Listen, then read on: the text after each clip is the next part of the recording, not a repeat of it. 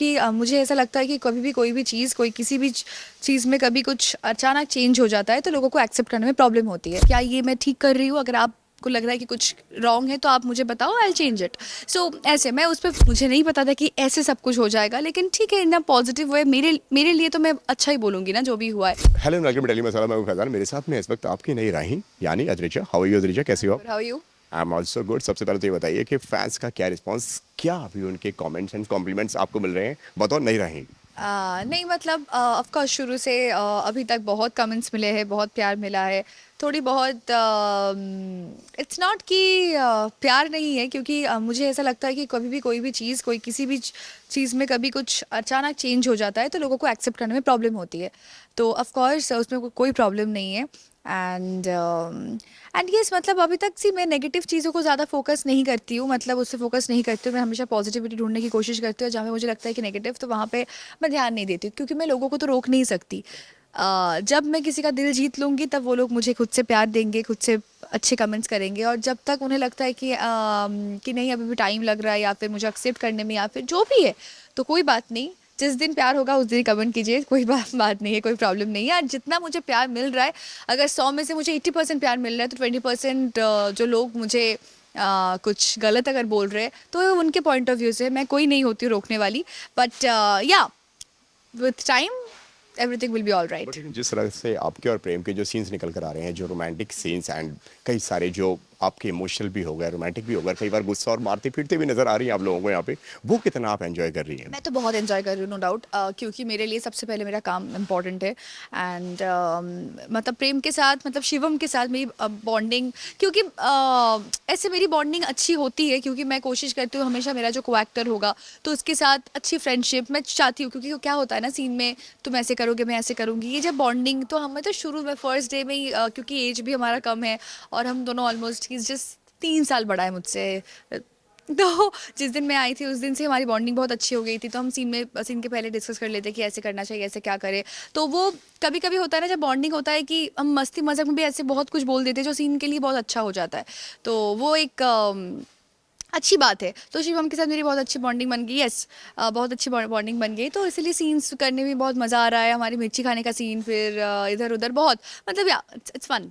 लेकिन क्या कितना प्रेशर होता है जब आप एक शो के अंदर बीच में से एंट्री मारते हैं? लाइक लास्ट 2 शोज में से ऐसा हो रहा है कि आप बीच में से एंट्री मार रहे हो और बीच में से उस कैरेक्टर को पकड़ पाना डिफिकल्ट होता है। डिफ़िकल्ट होता तो है डेफिनेटली, लेकिन मैं वही बोल रही हूँ, मैं चैलेंज वाइज नहीं देखती इस चीज़ को। मैं फोकस करना चाहती हूँ कि मैं जितना कम टाइम में मैं ऑडियंस का दिल जीत सकूँ, मैं इस पे फोकस करने की कोशिश करती हूँ। और सब इस पे तो करती हूँ, लेकिन सबसे पहले राही जो कैरेक्टर है, तो कैरेक्टर का एक ग्राफ होता है, कैरेक्टरिस्टिक्स होती है कि राही का नेचर ऐसा है, राही ऐसे बात करती, राही ऐसे चलती, राही वो। तो पहले वो चीज़ मैं अपने प्रोडक्शन से, अपने प्रोड्यूसर सर से, अपने डायरेक्टर सर से, हमारे सेट पे 3 3 डायरेक्टर सर से, तो मैं हर एक सर से पूछती हूँ। जब जिसके साथ मेरा सीन होता है, जो सर शूट करते हैं, मैं पूछती हूँ कि कैसे करना चाहिए। मैं कुछ सोच के आती हूँ एक खुद के लिए, कि अच्छा राही को मैं ऐसे पोर्ट्रे कर सकती हूँ, यहाँ पे ऐसे बोलूँगी। तो मैं उनसे पूछ लेती हूँ कि क्या ये मैं ठीक कर रही हूँ? अगर आपको लग रहा है कि कुछ रॉन्ग है तो आप मुझे बताओ, आई विल चेंज इट। सो ऐसे मैं उस पर पहले फोकस करती हूँ। एंड क्योंकि आजकल सोशल मीडिया इतना ज़्यादा इंपॉर्टेंट हो चुका है हम सबके लिए, तो इसलिए मैंने पहली बात वो कहा कि ऑफ कोर्स मैं कोशिश करूँगी किसी को डिसअपॉइंट ना करने की। अब बाकी सबका तो वो मेरे हाथ में नहीं है, it will take time, but yeah with time. Rupali ji ने किस तरह से वेलकम किया पहले दिन की, बहुत अगर मैं अच्छे बात से, करूं तो? बहुत अच्छे से, क्योंकि कहीं ना कहीं रूपाली जी के साथ मैं पहले भी, हम दोनों मिल चुके हैं, एंड वी आर बंगाली। सो वो एक कनेक्शन तो है ही हमारे बीच में। एंड जस्ट अक्टूबर भी हम मिले थे, तब I was doing another show like कुंडली। तो तब हम मिले थे एक साथ। And Rupali ma'am was like, मैंने कहा था कि कभी ना कभी हम दोनों एक साथ काम करेंगे, मैंने बंगाली में कहा था।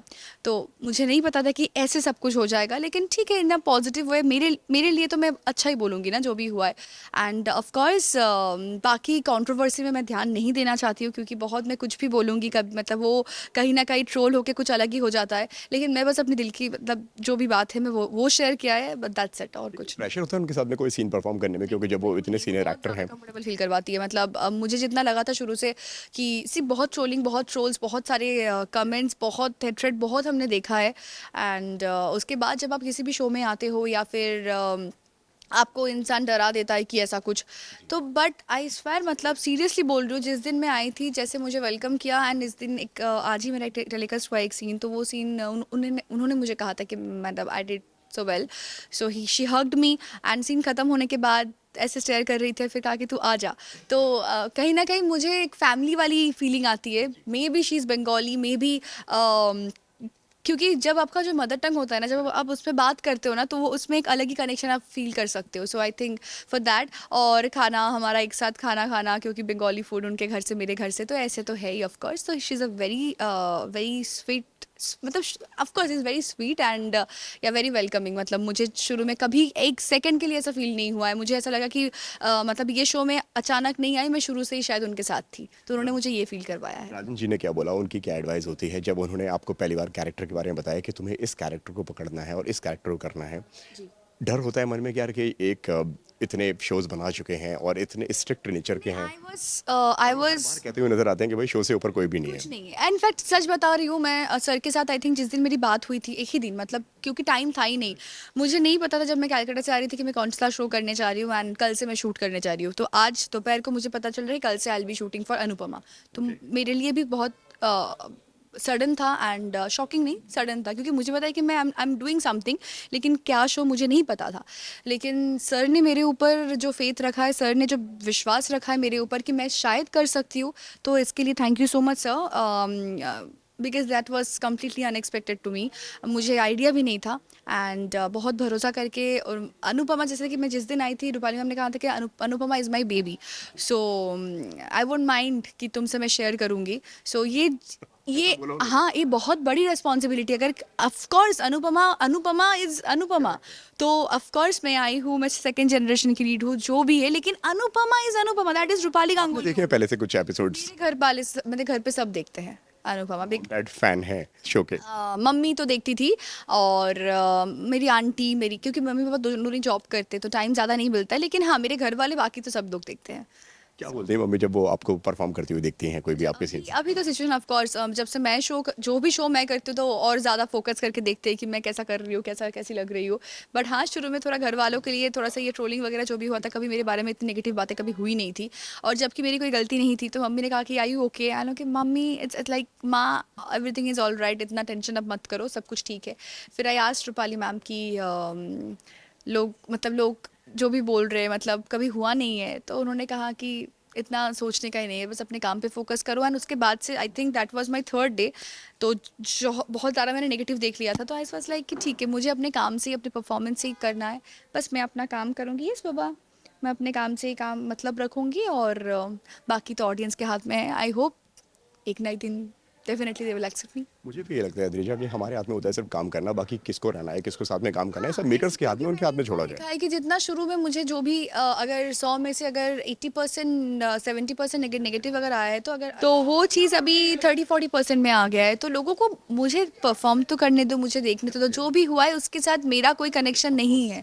सो ये मैं बता चुकी हूँ, और मैं कैसे बताऊँगी। हाँ, बस यही है। तो बस कीप वॉचिंग अनुपमा, एंड बाकी don't spread negativity, be positive, and सब कुछ अच्छा हो रहा है, अच्छा होगा, सबके साथ अच्छा हो, बस यही रिक्वेस्ट है। लास्टली, नंबर 1 पर कब दोबारा फिर से लौट रहे हैं? सी नंबर 4 पे चला गया था, वहाँ से आज नंबर 3 पे आ गए, एंड थोड़ा सा टाइम देना चाहिए, क्योंकि न्यू कहानी, न्यू जर्नी फिर से शुरू हो रही है। मतलब ऑफ कोर्स एक अनुपमा इज़ अ ब्रांड, वो तो है ही, तो हमारे जनरेशन का जो भी है, इसके लिए थोड़ा तो टाइम लगेगा।